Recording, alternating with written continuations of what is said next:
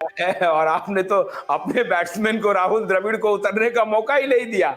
Doctor अभय ने तो बस थोड़ा थोड़ा दिया, बस आपने पूरा बढ़िया छक्का चौका खेला है। और अच्छी बात यह है कि एलोपैथ के दोनों डॉक्टर को, दोनों की इच्छा है कि वो शतक लगाएं जीवन में, और हमारी भी शुभकामना बिल्कुल, है, हम भी हमारी चाहते हैं कि दोनों शुभकामनाएं। लगाएं और बिल्कुल। आपके शरण में आ जाएं और आप इनको बताएं क्या खाना चाहिए, क्या करना चाहिए। और यही मैं दोनों इसका दूसरा एग्जांपल डॉक्टर क्लोज हो जाएंगे। ये एक बात तो स्पष्ट हो एक गई एग्जांपल डॉक्टर साहब। अब लास्ट क्लोज किया एग्जांपल बताओ जाए, सर। बोलिए। लास्ट एग्जांपल बताओ सर। देखिए, भारत की आहार की थाली को आप देख लीजिए, इसे ये फार्मूला किसने बनाया? आप देखिए, विटामिन, प्रोटीन, कार्बोहाइड्रेट की बात करता है एलोपैथी, लेकिन षड्रस जो होते हैं उसकी बात कभी नहीं करता। उनको ये पता ही नहीं है कि आपके आहार में हम लोग बीमार क्यों है। आप बताओ कि क्यों लोगों को शुगर हो रखा है, बीपी हो रखा है, दुनिया भर की समस्या हो रखी है, क्योंकि हम लोग खाते हैं तीखा, मीठा और जो चटपटा होता है, खारा होता है, वो खाते हैं। षड्रस हम लोग नहीं खाते, कषाय कसेरा हम लोग कभी नहीं खाते, कड़वा कभी नहीं खाते और खट्टा कभी कभी खाते।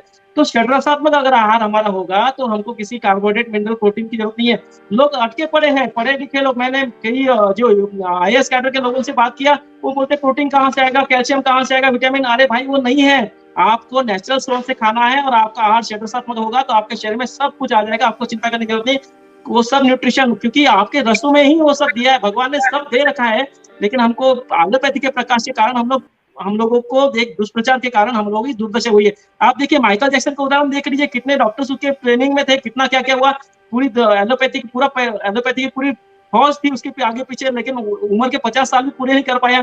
आप देख लीजिए, कितने सारे एग्जाम्पल मैं आपको दे सकता हूँ कि एलोपैथी का जो पूरा साइंस है वो कहीं हमको हेल्प नहीं देता। वो केवल ट्रीटमेंट दे सकता है, वो केवल सुविधा दे सकता है। जिनको सुविधा चाहिए वो जरूर सुविधा ले। ठीक है मैं डॉक्टर इसको शुक्ला, दूसरी भाषा में करके कंक्लूड। डॉक्टर ललित आनंदे, सुनिए सुनिए डॉक्टर अभय, डॉक्टर ललित आनंदे, तो क्या हम ये बात स्वीकार करें कि we need a complete holistic new medical curriculum?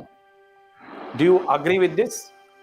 बिल्कुल, कंप्लीट रिफॉर्म चाहिए, न्यू मेडिकल करिकुलम चाहिए, राइट फ्रॉम द नीट में हम सिर्फ पीसीबी को गिनती करते हैं ना, पीसीबी लैंग्वेज को भी गिनती करना चाहिए।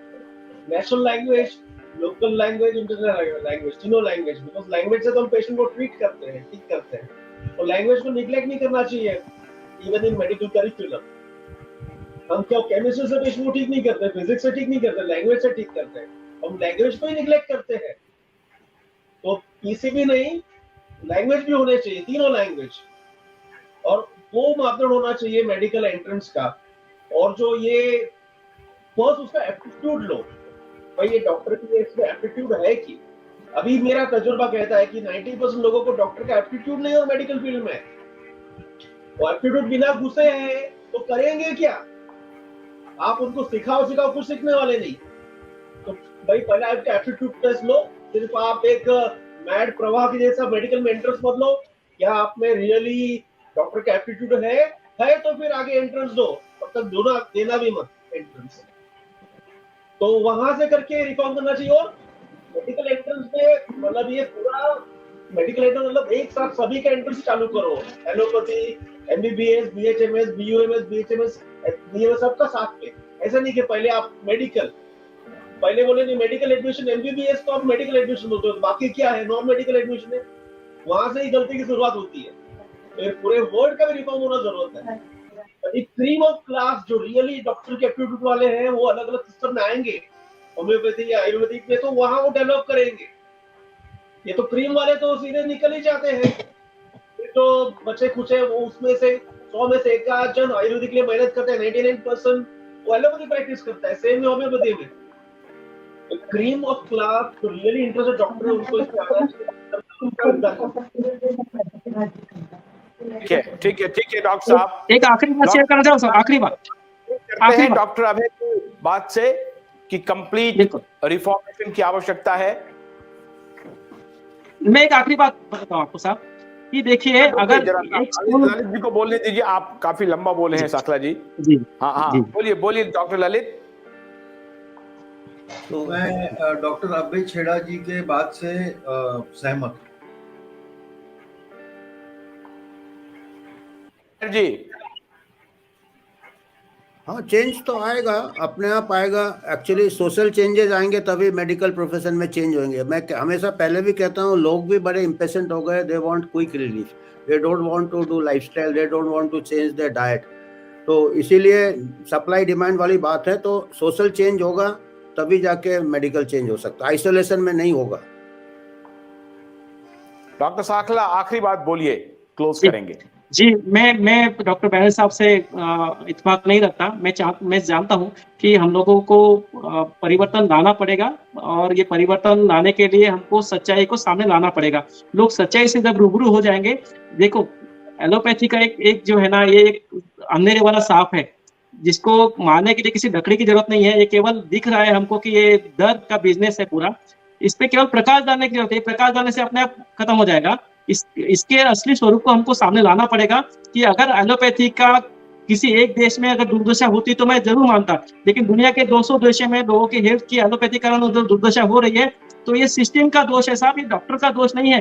पूरी दुनिया के सभी डॉक्टर मतलब बेईमान और करप्ट नहीं है साहब, इस देश के भी डॉक्टर करप्ट नहीं है, लेकिन इस करप्ट सिस्टम के साथ उनको जोड़ दिया गया है, इसलिए इस हम लोगों की दुर्दशा हो रखी है। और मैं माफी चाहता हूँ कि इस बात को हमको रिलूक करना पड़ेगा, एलोपैथी के सच्चे स्वरूप को हमको समझना पड़ेगा। ये कहीं हमको हेल्प नहीं दे रही है और दे नहीं सकती। दूसरी बात, आखिरी बात बोलता हूँ, रुकता हूँ, कि एलोपैथी के प्रभाव में हमारी आने वाली युवा पीढ़ी आज जो गलत चीजें खा रही है, फास्ट फूड खा रही है, गलत समय पे उठ रही है, गलत समय से सो रही है, आहार की तरफ ध्यान नहीं है, व्यायाम की तरफ ध्यान नहीं है, इसके कारण जो आने वाला विस्फोट होगा बीमारियों का, उस विस्फोट को संभालने के लिए हमको सबको तैयार रहना पड़ेगा साहब। मैं रुकता हूँ इसको। ठीक है, मैं समझ गया। बहुत ही एकेडमिक डिस्कशन हुआ है डॉक्टर बैनर्जी और डॉक्टर ललित आनंदे, डॉक्टर अभय। मुझे लगता है कि सांखला साहब की बात में दम है, वो आप माने ना माने, लेकिन खान उनकी पान में बातों में एलोपैथी दम कहाँ है। आ गया? और ये अभी खान सोच पान में एलोपैथी तो को मैकडोनल्ड वाले हैं, नूडल्स वाले हैं। खान पान के लिए आप एलोपैथी को क्यों ब्लेम कर रहे हो? एक्सरसाइज के लिए आप एलोपैथी, मैं तो इसीलिए कहता हूँ जनता को मैं ब्लेम करता हूँ। मासेस को अवेयरनेस आना है, खान पान में भी आप एलोपैथी ले। हम थोड़ी मैकडोनल्ड बोलते हैं या पिज्जा बोलते हैं या फास्ट फूड बोलते हैं, एलोपैथिक डॉक्टर भी मना करता है इसको। लेकिन आप मना भी नहीं करते साहब, आप मना भी नहीं करते, आप बोलते जो मन माने खाओ, बस हमारे पास आ जाओ दवाई फिजिक्स लेके। केमिस्ट्री खान पान का ऐसी बात नहीं है। अभी फिजिक्स डॉक्टर केमिस्ट्री बैनर्जी है, मना बेसिक करते हैं, सब्जेक्ट है। रोज अगर हम चिल्ला फिजिक्स चिल्ला के केमिस्ट्री क्यों बंद मना कर देंगे करते तो हैं खत्म हो कि भाई जाएगा वो हमारा। पिज्जा बर्गर मत आप खाओ। अपने दर्शकों से पता कर लीजिए साहब कि कोई डॉक्टर आपको बताता है ऐसा कि नहीं कोई है परहेज करना है आपको डॉक्टर, करके। ये बात नहीं मानने योग्य है। डॉक्टर ललित आनंदे जैसे विद्वान, डॉक्टर बैनर्जी जैसे विद्वान डॉक्टर हैं, ये हमेशा मना करते हैं। ये डॉक्टर और बात बैनर्जी है कि प्रैक्टिस नहीं करते साहब, मैं डॉक्टर प्रैक्टिस बैनर्जी करता को हूँ, उनके डॉक्टर घर अन्य में ही प्रैक्टिस लोग करते हैं, इनको पता है, डॉक्टर लेकिन मारने डॉक्टर से कभी मना नहीं कर बताते। देते हैं कई बार। डॉक्टर बैनर्जी प्रैक्टिस नहीं करते साहब, वो पेशेंट नहीं देखते हैं, उनको नहीं पता है, वो केवल लिखा पढ़ी नहीं, करते नहीं, हैं। नहीं, नहीं, हम तो डॉक्टर प्रैक्टिस साखला, करते हैं, हमको पता नहीं, है रोज ऐसी का। बात नहीं है, ऐसी बात नहीं है। बहुत सारे डॉक्टर्स हैं जो सबको सलाह देते हैं कि आप अपनी दिनचर्या कैसे रखें, आप अपने लाइफस्टाइल को ठीक दर्शकों से रखें पूछ लीजिए और साहब। खान पान पर जरूर खान पान का ख्याल रखें। ऐसा नहीं है कि डॉक्टर नहीं कहते हैं। एलोपैथ का वास्तव में ये इसके लिए मैं एलोपैथ को दोष नहीं मानता हूं। और ठीक कह रहे हैं कि सोशल चेंजेस इज इनएविटेबल, और उसके हिसाब से आज पहली बार ऐसा लगा कि आत्मा और मशीन के बियॉन्ड जो है वो पॉलिटिक्स को समझना, जिसको उन्होंने, जिस डॉक्टर का, जिस साइंटिस्ट को उन्होंने कोट किया कि जो लार्जर जो पॉलिटिकल थॉट है, वो जो modern medicine, so called medicine के पीछे है, वो बहुत इंपॉर्टेंट बात है। इस पर ध्यान देना पड़ेगा। एक बात तो साबित हो गई है कि मशीन आप अपने शरीर को नहीं मान सकते हैं, और ये बात एलोपैथ भी मानता है। डॉक्टर साखला की भ्रांति के लिए दूसरा सेशन फिर लाएंगे।